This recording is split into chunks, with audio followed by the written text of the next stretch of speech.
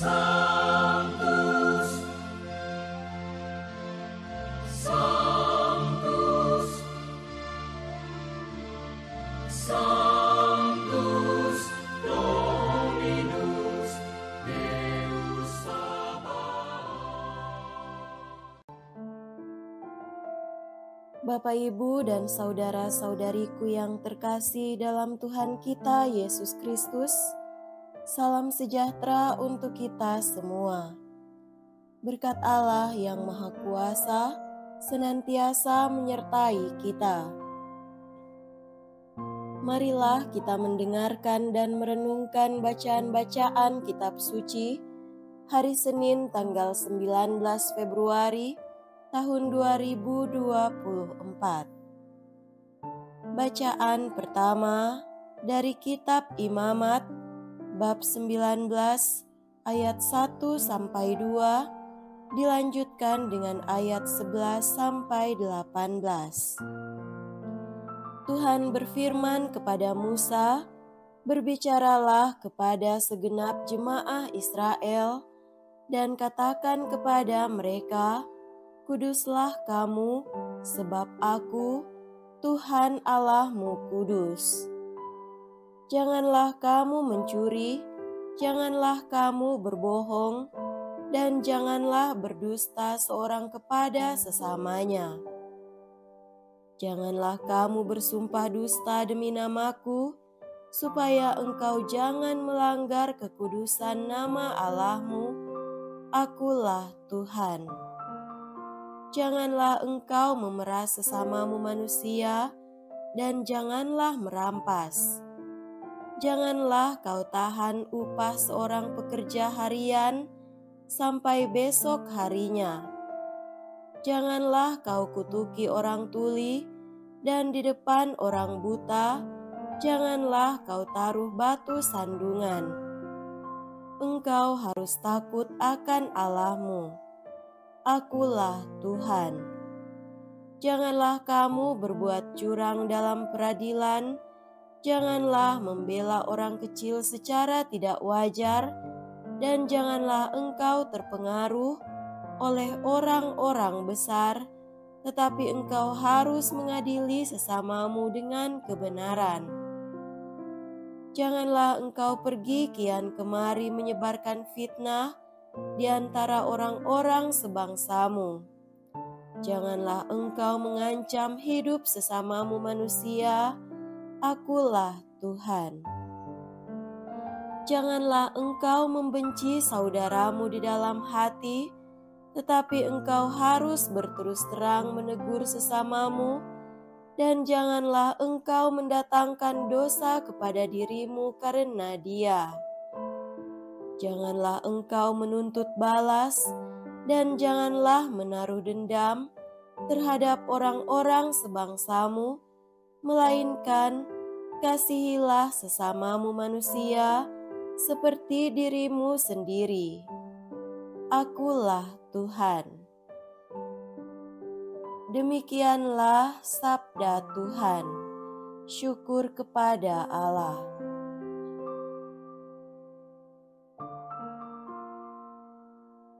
Semoga Tuhan beserta kita sekarang dan selama-lamanya.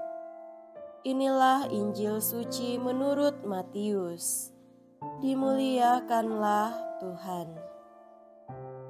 Injil Matius bab 25 ayat 31 sampai 46. Yesus berkata kepada murid-muridnya, "Apabila Anak Manusia datang dalam kemuliaan dan semua malaikat datang bersama-sama dengan Dia, maka Ia akan bersemayam di atas tahta kemuliaannya. Lalu semua bangsa akan dikumpulkan di hadapannya, dan Ia akan memisahkan mereka seorang daripada seorang, sama seperti gembala memisahkan domba dari kambing. Ia akan menempatkan domba-domba di sebelah kanannya dan kambing-kambing di sebelah kirinya.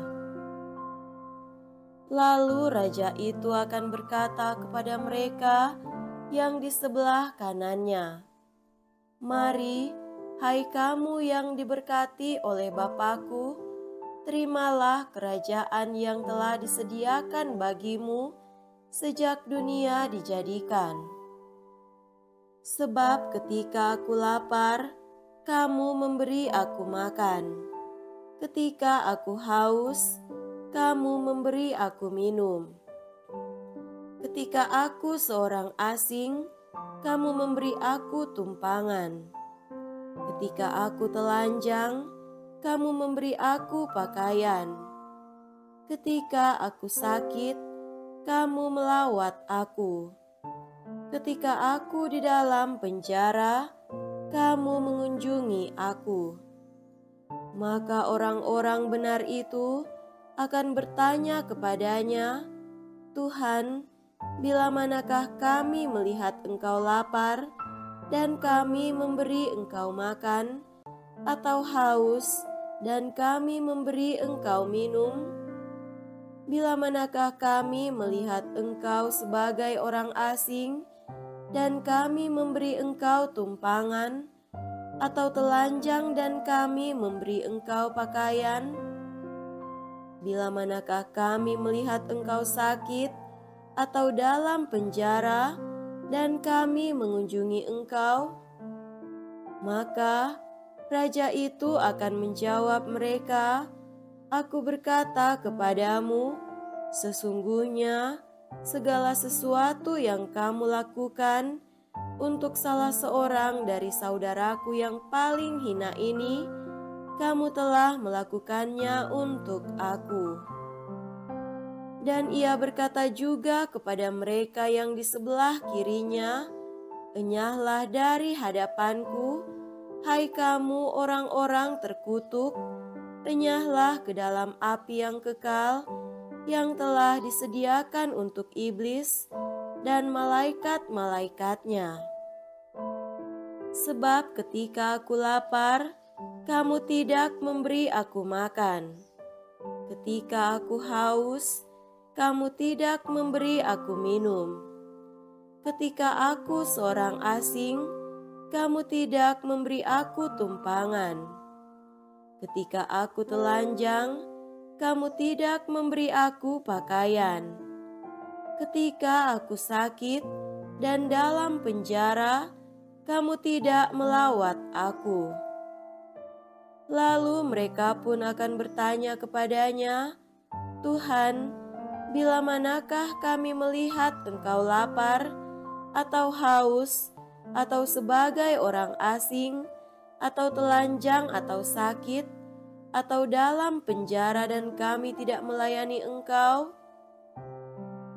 Maka ia akan menjawab mereka, "Aku berkata kepadamu, sesungguhnya segala sesuatu yang tidak kamu lakukan untuk salah seorang dari saudaraku yang paling hina ini, kamu tidak melakukannya juga untuk aku." Dan mereka ini akan masuk ke tempat siksaan yang kekal, tetapi orang benar masuk ke dalam hidup yang kekal. Demikianlah sabda Tuhan. Terpujilah Kristus.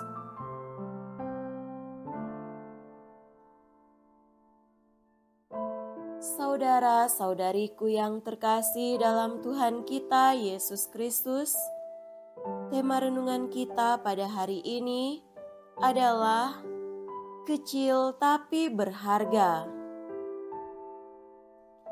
Panggilan kita sebagai orang beriman adalah untuk mengusahakan kasih dan kebaikan Tuhan itu nyata lewat sikap dan perbuatan kita. Kita mungkin selalu mendengar tentang kasih, belajar tentang kasih, mendorong orang untuk berbuat kasih, tetapi terkadang kita sendiri susah untuk berbuat kasih. Ada begitu banyak alasan dan faktor yang membuat kita sulit untuk melakukan kebaikan dan kasih itu. Akan tetapi, panggilan untuk melakukan kebaikan dan kasih itu akan menjadi sebuah kewajiban atau keharusan ketika kita menempatkan diri kita sebagai orang beriman, sebagai seorang pengikut Kristus. Saudara-saudari yang terkasih dalam Tuhan, panggilan untuk berbuat kasih dan kebaikan adalah panggilan iman. Hal itu berarti, sebagai orang beriman, kita punya tugas dan tanggung jawab untuk melakukannya dengan setia dalam ketulusan hati. Kita mengasihi karena kita sadar bahwa semua yang kita peroleh dan dapatkan ini adalah berkat campur tangan Tuhan. Kita percaya bahwa tanpa Tuhan, segala apa yang kita dapatkan dan terima seperti tidak berarti. Kesadaran ini harusnya selalu ada dalam diri kita agar kita tidak menjadi sombong dan tinggi hati. Ketika kita menjadi sombong dan tinggi hati, maka kita tidak punya kesempatan untuk mengasihi orang lain. Pada akhirnya, panggilan kita untuk melakukan tindakan kasih kepada siapapun adalah perwujudan dari kita mengasihi Tuhan. Kita semua adalah ciptaan Tuhan, dan Ia menciptakan kita menurut gambar dan rupanya. Oleh karena itu, mau orang itu jelek, hina, kotor sekalipun dalam pandangan kita, dalam dirinya terparti wajah Allah. Maka kita punya tanggung jawab yang tidak bisa tawar-menawar untuk melakukan kebaikan dan kasih.